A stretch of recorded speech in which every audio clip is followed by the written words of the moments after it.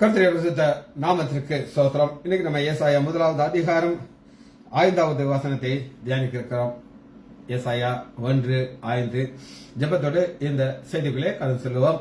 யோசனையே பெரியவரே, ஆராதனை ஆராதனை, செயல்களிலே வாழவரே, ஆராதனை ஆராதனை. ஓசானா உன்னத தேவனே, ஓசானா ஓசானா ஓசானா ஓசானா ஓசானா ஓசானா. கண்மணி போல் காப்பவரே, ஆராதனை ஆராதனை. கழுக போல சுமப்பவரே, ஆராதனை ஆராதனை. ஓசானா உன்னத தேவனே, ஓசானா ஓசானா ஓசானா. சிலுவையினால் மீட்டவரே, ஆராதனை ஆராதனை. சிறகுகளால் மூடுபவரே, ஆராதனை ஆராதனை. ஓசானா உன்னத தேவனே, ஓசானா ஓசானா ஓசானா. வழி நடத்தும் வீண்மீனே, ஆராதனை ஆராதனை. ஒளி வீசும் விடிவெளியே, ஆராதனை ஆராதனை. ஓசானா உன்னத தேவனே, ஓசானா ஓசானா ஓசானா. தேடியன்மை காண்பவரே, ஆராதனை ஆராதனை. தினத்தோறும் பெற்றுபவரே, ஆராதனை ஆராதனை. ஓசானா உன்னத தேவனே, ஓசானா ஓசானா ஓசானா. பரிசுத்தரே படைத்தவரே, ஆராதனை ஆராதனை. பாவங்களை மன்னிப்பவரே, ஆராதனை ஆராதனை. ஓசானா உன்னத தேவனே, ஓசானா ஓசானா ஓசானா. உறுதியான அடித்தளமே, ஆராதனை ஆராதனை. விலை உயர்ந்த மூலைக்கல்லே, ஆராதனை ஆராதனை. ஓசானா உன்னத தேவனே, ஓசானா ஓசானா ஓசானா. இயேசுவின் நாமத்தினாலே ஜெபங்கள் பிதாவே, ஆமென். கர்த்தருடைய பரிசுத்த நாமத்திற்கு ஸ்தோத்திரம். Leela praise Lord, Selvi teacher praise Lord, Janaki Amal praise Lord, Daniel Rajesh praise Lord. ஏசாயா 1வது அதிகாரம் 5வது வசனம். இன்னும் நீங்கள் ஏன் அடிக்கப்பட வேண்டும்? அதிகமாக விலகி போகிறீர்களே. தலைகள் எல்லாம் வியாதியும் இருதயம் எல்லாம் பிரட்சியமா இருக்குது. சரி, இதான் நம்ம தியானிக்க இருக்கிற வார்த்தை. ஒரு தாய்க்கும் சின்ன பையனுக்கும் உறவு எப்படி இருக்கும் அப்படின்னு கேட்டீங்கன்னா, பையன் ஒரு தப்பு பண்ணா அம்மா ஒரு அடி அடிப்பாங்க. அடிச்சா ஓடி வந்து அம்மாவோட முந்தானை பிடிச்சுக்கிறோம். அம்மா அம்மா அம்மான்ட்டு இருப்பான். காரணம், அந்த பையனுக்கு அம்மாவை தவிர வேற யாரும் தெரியாது. அம்மா தான் சாப்பாடு கொடுப்பா, அம்மா தான் எல்லாம் செய்யறான். அடிக்கிறியா? அடிச்சாலும்மா நான் கிட்டத்தமா இருப்பேன். கிட்டத்தட்ட இந்த அம்மாவை ஒண்டி பிடிச்சிட்டு இருக்கும்போது அம்மாவுக்கு ஒரு கவலையா இருக்கும். ஐயோ, அவங்க பிள்ளைய அடிச்சுக்கிட்டேன் அப்படின்னு சொல்லி அம்மாவை தடவை கொடுப்பாங்க பிள்ளைய. இது உலகத்தில் இருக்கிற எல்லாரும் செய்யறாங்க. அது ஒரு மிருகமா இருக்கட்டும், அந்த ஒரு நாயா இருக்கட்டும், ஒரு குரங்கா இருக்கட்டும், யாரா இருந்தாலும் அந்த பிள்ளைய தூக்கிட்டு போகும்போது அந்த குரங்கு அப்படியே அந்த பிள்ளைய அம்மாவை அங்கேயும் பிடிச்சிக்கணும். தெரியும் விட்டா சத்து மேல ஓடிச்சு. ஆனா இந்த ஜனங்கள் யார் அப்படின்னு கேட்டீங்கன்னா, உணர்வு இல்லாத ஜனம். என்ன உணர்வு இல்லை? எங்களை வளர்த்து ஆதரித்தேன், ஆனால் எனக்கு ஒரு விதமாக கலகம் பண்ணுகிறார்கள். அப்படிப்பட்ட மக்கள் என்ன செய்யறாங்கன்னா ஆண்டவருக்கு தூரமா விலகி போகிறார்கள். இன்னும் ஏன் நீங்கள் அடிக்கப்பட வேண்டும், இன்னும் அதிகமாக விலகி போகிறீர்கள். இது ஒரு சிக்ஷை. சிக்ஷை எதுக்காக அவர் கொடுக்கிறார் அப்படின்னு கேட்டீங்கன்னா அவங்க புரியுது. சிக்ஷையை கொடுக்க கொடுக்க கொடுக்க அவங்க கிட்ட வரணும், ஆனா அவங்க தூரமா போகிறாங்க. சரி, ஒரு சில சம்பவங்களை நான் உங்களுக்கு காட்ட போகிறேன். அதுக்கு முன்னாடி ஆண்டவர் ஒரு வாக்கு தத்தம் கொடுக்கிறார். என்ன வாக்கு தத்தம் கொடுக்கிறார் அப்படின்னு நீங்க கேட்டீங்கன்னா, யாத்ராகமம் எடுத்துக்கொள்ளுங்கள், 15வது அதிகாரம் 26வது வசனம். யாத்ராகமம் 15:26.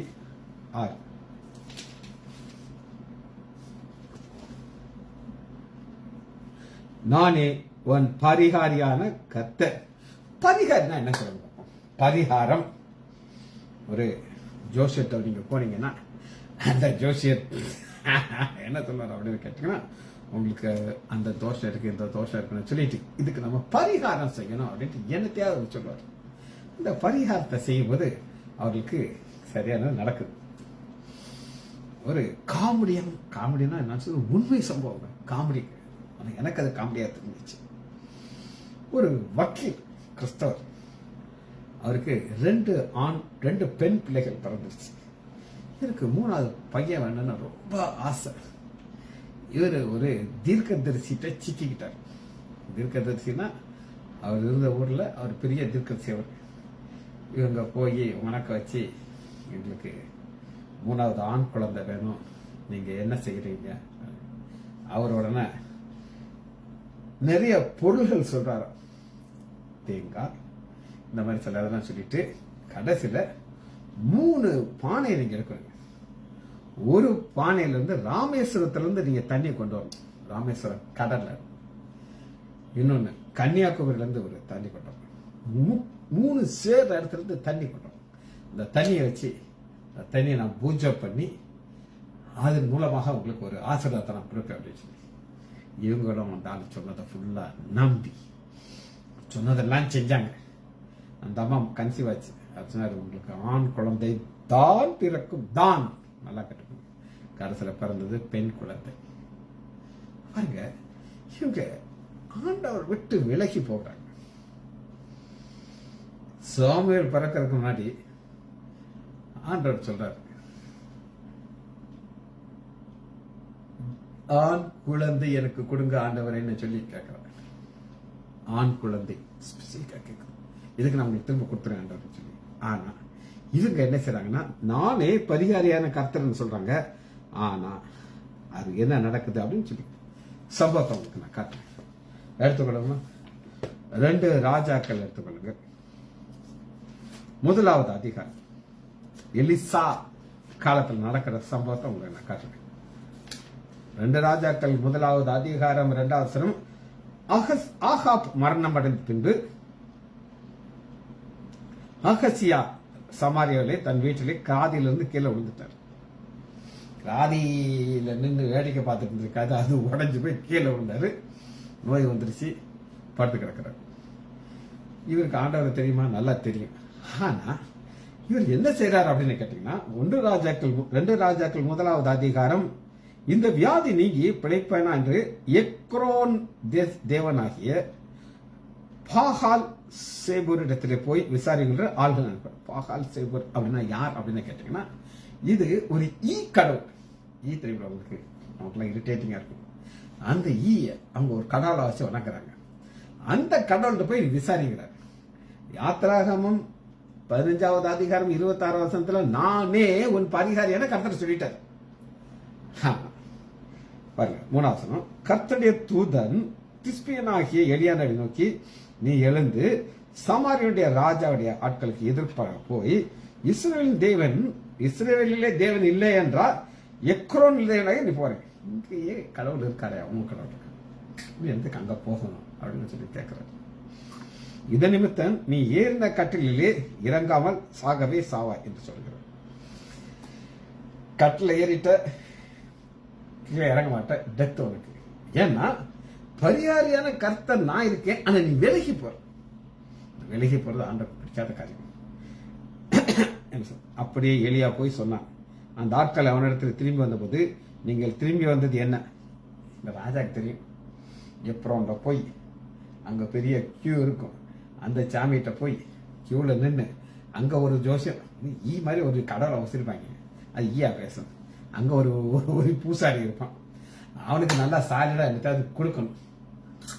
நீங்கள் ஒரு கோயிலில் நீங்கள் போனீங்கன்னா நீங்கள் 100 ரூபா கொடுத்தா அந்த பூசாரி ஒரு ரோஸ் கொடுப்பார். நான் கேள்விப்பட்டேன், போனது கிடையாது. அந்த தாம்பாள தட்டுல எவ்வளவு ஹெவியா விழுகுதோ அந்த மாதிரி அங்க கொடுப்பார்.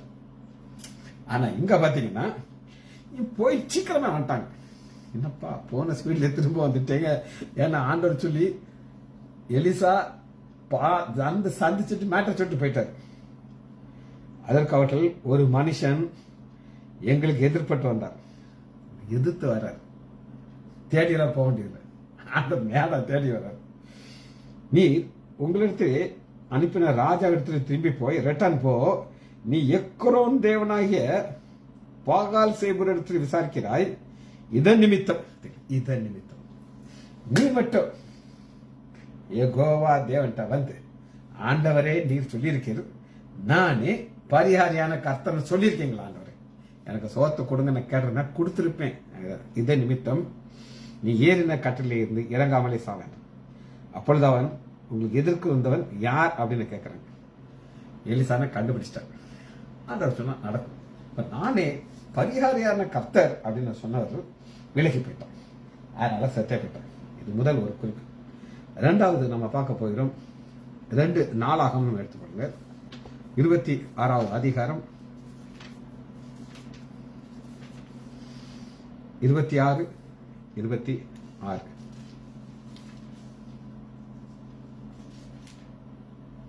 சரி, 26, 16. முதல்ல விலைக்கு போயாச்சு, இப்ப கீழ்ப்படிய பாருங்க. அவன் பாகப்பட்ட போது தனக்கு கேடு உண்டாக மட்டும் மனமேன்றினாலே தன் தேவனாகிய கர்த்தருக்கு விரோதமாக மீறுதல் செய்து தூபம் காட்ட போனான்.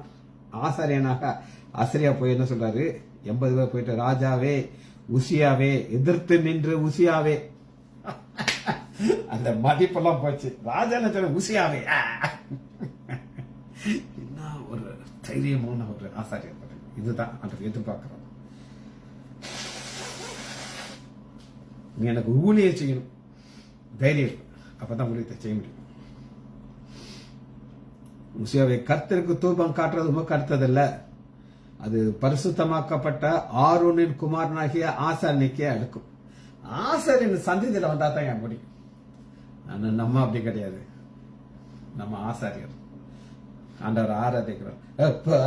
பிதாவே அன்பான தேவா அருமை ரட்சகரே ஆவியானவரே, நம்ம துதிக்கலாம், நம்ம ஆசிரியர் வேலையத்தை பார்க்கலாம், அவர் செய்ய முடியாது. அதனால தூபத்துக்கு முன்பாக நிற்கிற அவனுடைய நெற்றியிலே குஷ்டரோகம் தோன்றிச்சு. ஒருத்தன் விலகி போனா, இவன் மீறான், நோய் வந்துருச்சு, அதோட கதை முடிஞ்சிச்சு. எரேமியா இதை என்ன சொல்லுகிறார் அப்படின்னு நம்ம பார்க்க போறோம்.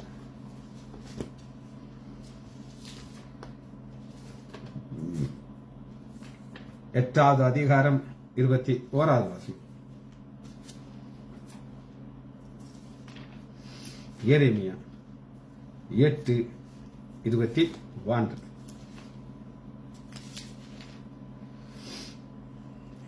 என் ஜனமாகிய குமார்த்தியின் காயங்களை நானும் காயப்பட்டேன், காயங்களினால் நான் காயப்பட்டேன், காயங்களை அவன் காயப்பட்டேன். எரேமியாக்கு அந்த மக்கள் படுகிற வேதனைகள் பாவங்களை பார்க்க பார்க்க பார்க்க இவர் எப்படி ஆறாரா, கற்பாகிறார். பாருங்க, திகைப்பு என்னை பிடித்தது, கருத்திருக்கிறேன், காயப்பட்டேன், கருத்திருக்கிறேன். இந்த கருத்துங்கிறது என்ன அப்படின்னு நீங்க கேட்டீங்கன்னா, நான் ஒரு ஆர்த்தோபெடிக் சர்ஜன். என்னுடைய ஸ்பெஷாலிட்டி என்ன அப்படின்னு கேட்டீங்கன்னா, புண்களை ஆத்துறது எனக்கு ஆண்டவர் கொடுத்த ஒரு கிருபை. எத்தனையோ புண்கள் வந்து ஆண்டோடைய பெரிதான கிருபைனால ஆறிச்சு. கடைசியாக ஒரு அம்மா வந்துச்சு, அந்த பெருவரில் முக்காவாசி அரிச்சிருச்சு, சதையே இல்லை, கொஞ்சம் போல இடம் மட்டும்தான் உயிரோட இருக்கு. அந்த டாக்டர் சொன்னாராம், இந்த பெருவரில் வெட்டி எடுத்தா தான் உங்களுக்கு கால் சரியாகும்னு சொல்லி. அந்த அம்மா ஓடியே வந்துருச்சு. நான் பார்த்தேன், ஃபுல்லாக பிளாக் கலரில் இருக்குது, காலை ரத்த ஓட்டம் இல்லை. நான் அன்றோடைய கிருபைனால சில தைலங்களெல்லாம் கொடுத்து அது கலர் மாற மாற மாற அப்படியே புண்ணாறி ஒரு 80% கூடிருச்சு. எனக்கு அந்த அம்மா பார்க்கும்போது ஒரே சந்தோஷம். எனக்கு சந்தோஷம் தான், அவங்களுக்கு எப்படி சந்தோஷம் இருக்குன்னு சொல்லுங்க. கருத்திருந்த வரல் கலர் வந்துருச்சு. ஆயில தேய்க்க தேய்க்க தேய்க்க உள்ள சில டானிக்குகளை கொடுக்க கொடுக்க அப்படி ரத்தம் ஊற ஆரம்பிச்சிருச்சு. ஆனா எரேமியா பார்க்கிறாரு, கருத்து போய் இவரு கத்துக்கிட்டார். எப்படி அந்த அம்மா வரல பார்க்கும்போது எனக்கு ஒரு சந்தோஷம் கிடைக்குதோ, ஆப்போசிட். என்ன சொல்கிறாரு அப்படின்னு கேட்டீங்கன்னா, கீழியாத்திலே பிசின் தைலம் இல்லையோ, ராணா வைத்தியம் அங்கிலிய சர்ஜன். எனக்கு தான் சந்தோஷம். அந்த காலத்தில் இருந்த சர்ஜன் அவனுடைய கிருபை எங்களுக்கு அதை கொடுக்குற, நாங்க சர்ஜன். ராணா வைத்தியன் இல்லையோ, பின்ன ஏன் என் ஜனங்கள் இந்தியன் குமார்த்தையும் சொஸ்தம் அடையாமல் போனார். ஏன் சொஸ்தம் அடையாமல் போனால் அப்படின்னு கேட்டீங்கன்னா, ஆண்டவர் விட்டு விலகி போறாங்க, ஆலோசனை கேட்க ரெடி கிடையாது. இதை எரேமியா சொல்லுகிறார்.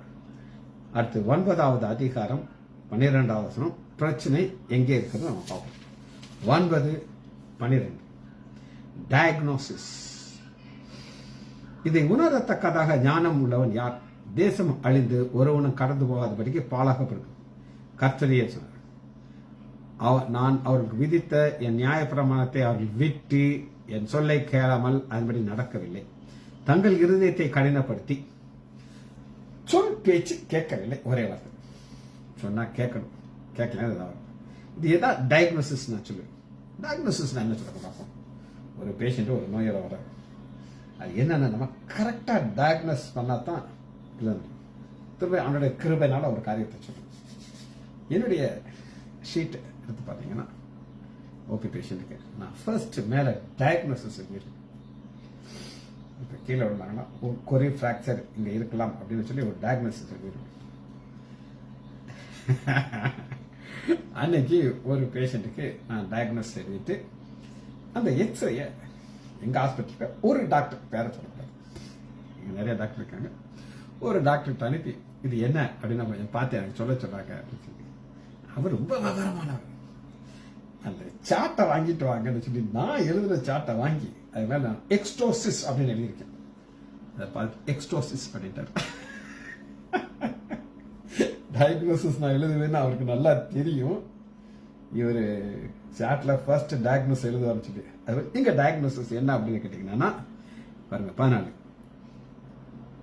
பாகால்களை பின்தொடர்ந்தாலும் கர்த்தர் சொல்லுவார். ஆகையால் இதோ அந்த ஜனத்திற்கு பூச்சிக்கு எட்டியை பிச்சை காத்து கொடுத்து பாருங்க, விலகி போறாங்க, சொல் பேச்சு கேட்கல, விக்கிரகத்தை போயிட்டாங்க. அதுதான் காரணம். இந்த காரணத்தை நம்ம தொடர்ந்து பார்க்க இருக்கிறோம். இதுல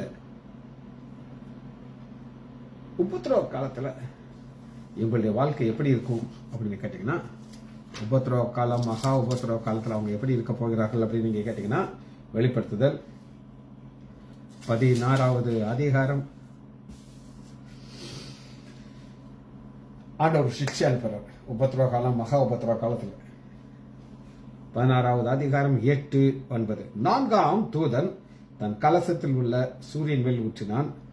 தீயினாலே மனுஷனை தகிக்கும்படி அதற்கு அதிகாரம். அப்பொழுது மனுஷர்கள் மிகுந்த உஷ்ணத்தினால தகிக்கப்பட்டு அவருடைய கிருபைனால நான் நல்ல ஒரு அருமையான வீட்டில் உட்கார்ந்துட்டு பின்னாடி பார்த்தீங்கன்னா ஒரு ஏசி ஓடிட்டு வெளியில எவ்வளவு ஹீட்டுதல் தெரியாது. இது கிருபை. ஆனா அன்னைக்கு கரண்ட்டும் கிடையாது, ஏசியும் கிடையாது. வன்பாசனம் பாருங்க, இதுதான் பிரச்சனை. ஆண்டவர் ஒரு சிக்ஷையை அனுப்புகிறாரு. அப்பொழுது மனுஷர்கள் மிகுந்த உஷ்ணத்தலை தகிக்கப்பட்டு இந்த வாதைகளை செய்ய அதிகாரம் உள்ள தேவனுடைய நாமத்தை தூஷித்தார்களே அல்லாமல் அவரை மகிமைப்படுத்த மனம் திரும்பவில்லை. அவங்களுக்கு தெரியும் இந்த பிரச்சனைக்கு நாங்க பரிகாரியான கர்த்தர் ஒருத்தர் இருக்காரு, அவர் சொல்ற நானே பரிகாரின்றாரு, போனா எங்களுக்கு சுகத்தை கொடுப்பாரு. ஆனா அவருடைய நாமத்தை தூஷிக்கிறார்கள், அவரை மகிமைப்படுத்த மனம் திரும்புவார்கள். இதை இப்படி பார்த்தீங்கன்னா, தூஷித்தவர்கள் அவரை துதிக்கணும், நாமத்தை துதிக்கணும். மனம் திரும்பணும், அவர்களை மகிமைப்படுத்தணும். செஞ்சான்னா எல்லா பிரச்சனையும் சால்வ் ஆயிடும். சரி, ஆனா அவங்க செய்யவில்லை. இன்னொரு காரியத்தை அவங்க காட்டுறேன். இது ஒரு ஆச்சரியமான ஒரு காரியம். இது என்ன அப்படின்னு கேட்டீங்கன்னா, நெகேமியா பக்கம் 6:1-6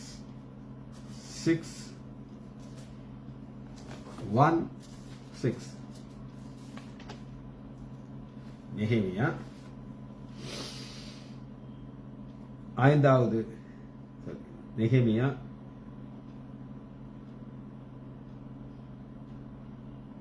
9:35 அவர்கள் தங்கள் ராஜ்யத்திலே நீர் அவர்களுக்கு கொடுத்த உம்முடைய பெரிதான தயவையும் நீர் அவர்களுக்கு முன்பாக திறந்து வைத்திருந்த விசாலமான செழிப்பான தேசத்திலும் உமக்கு ஊழியம் செய்யாமல் தங்கள் துர்மார்க்கத்திற்கு விலகி திரும்பி போனார்கள். ஊழியம் செய்யாமல். அடுத்த பிரச்சனை ஊழியம் செய்யல. ஊழியம் எதுக்காக செய்யறீங்கன்னா ஆண்டவர் ரொம்ப கேர்ஃபுல்லா பார்ப்பாரு. மோட்டிவ். என் மனைவிட்ட ஒரு ஒரு அக்கா எனக்கு அது ஒரு ஊழியக்காரின்னு சொல்லிட்டு என் டாக்டர் மாட்ட ஓட்டிக்கிட்டு கரெக்டா காணிக்க வாங்க வந்துடும். பொய்யா சொல்லி காசு கேட்கும். பொய்யா சொல்லி காசு கேட்கும். ஒரு நாள் என்கிட்ட டாக்டர் மாட்ட சொல்லியிருக்கு, நாங்கள் ஆர்ஃபன் பிள்ளைங்க வச்சிருக்கிறோம், அவங்களுக்கு நாங்கள் 50 பெட்ஷீட் வாங்கியிருக்கிறோம், அதுக்கு இவ்வளோ செலவாயிடுச்சு, நீங்கள் அதுக்கு காசு கொடுக்கணும், 50 பெட்ஷீட்டுக்குள்ள பில்லு நீங்கள் கொடுக்கணும், நாங்கள் பெட்ஷீட் வாங்கிட்டோம் அப்படின்னு சொன்னாங்க. என் மனைவி என்கிட்ட வந்து சொன்னான், என்ன டாக்டர் என்ன சேட்டா செய்யறது, நான் காசு கொடுக்கவா, பாவம் அனாதை பிள்ளைய அவங்க பார்க்குறாங்க, குளிரில் நம்ம பெட்ஷீட் வாங்கி கொடுக்கணும் இல்லை சேட்டா அப்படின்னு சொன்னான்.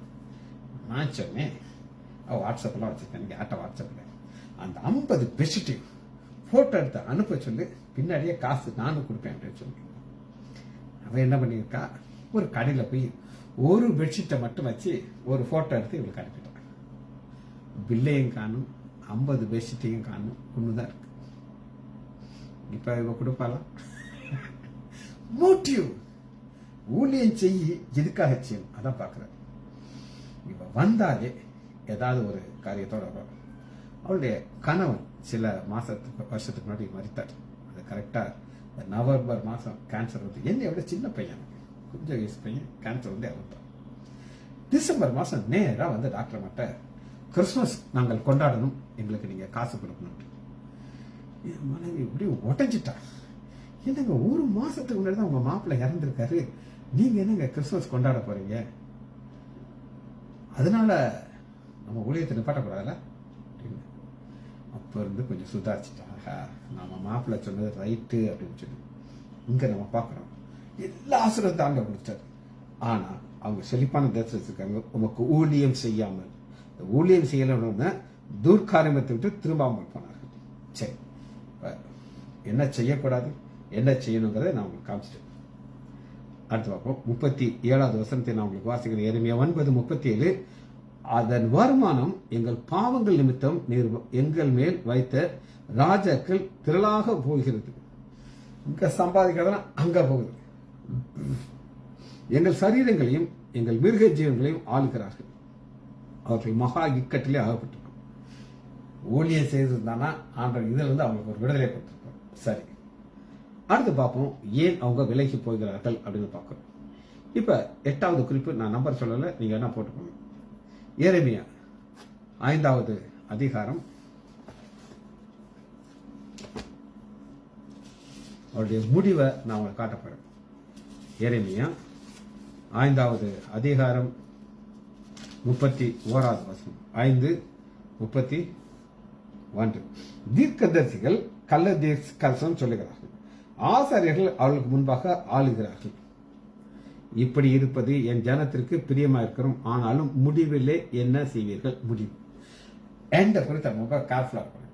இன்னைக்கு ஆண்டவர் நமக்கு ஒரு கிருபையில கொடுக்கிறார். அந்த கிருபையில நமக்கு ஒரு சரீரத்தை கொடுத்துக்கிறார்.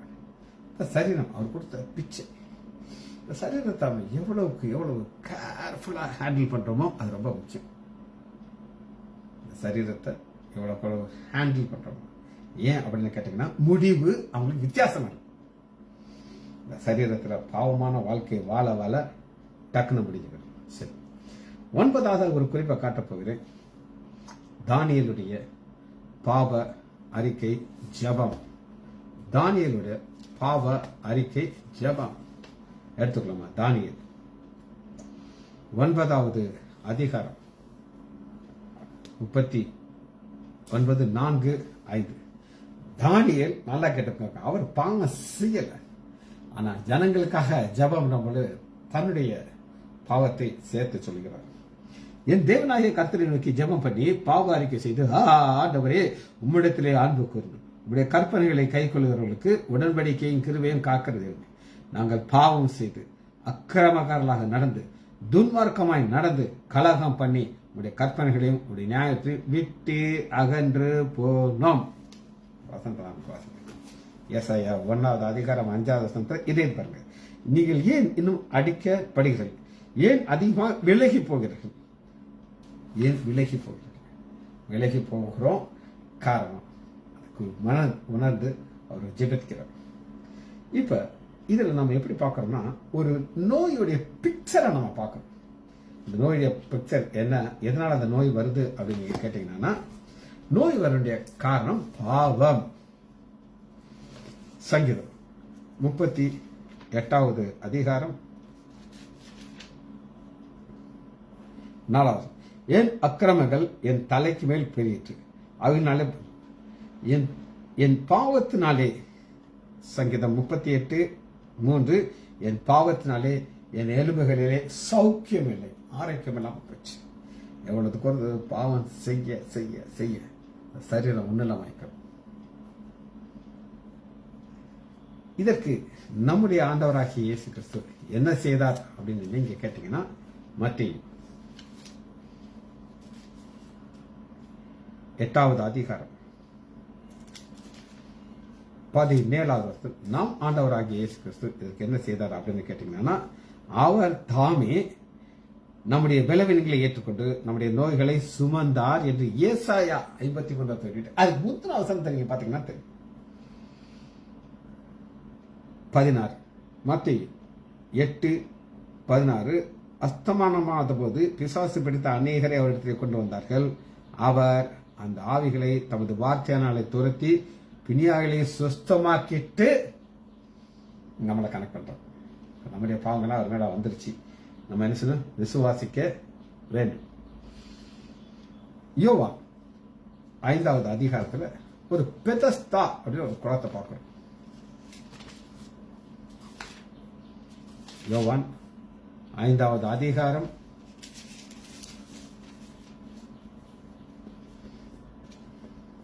2வது. பெதஸ்தா அப்படின்னு ஒரு குளம்.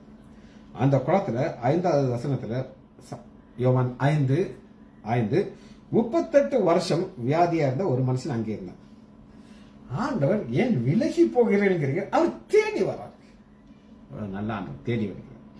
படுத்திருந்த அவனை இயேசு கண்டு அவன் வெகு காலமாக வியாதியா இருக்க என்று அறிந்து, நாலேஜ் அவர் தெரியும், அதை நோக்கி சுஸ்தமாக விரும்புகிறாயா என்றார். சுஸ்தமாக விரும்புகிறாயா என்றால் அப்படின்னா என்ன அர்த்தம் நீங்க கேட்டீங்கன்னா, ஃபர்ஸ்ட் நீங்க நம்பணும், நானே பரிகாரியான கர்த்தர். ராஜா ஒரு ஈக்கடவன்ட்ட போறாரு, எங்கிட்ட வரல, அதனால ஆண்டவர் காலி பண்ணிட்டார். ஆண்டவரே நீங்க பற்றிக்கலாம். சுகத்தை கொடுக்கறது அவர் கையில இருக்கு. நமக்கு ஒரு விசுவாசம் இருக்கும், போதும்.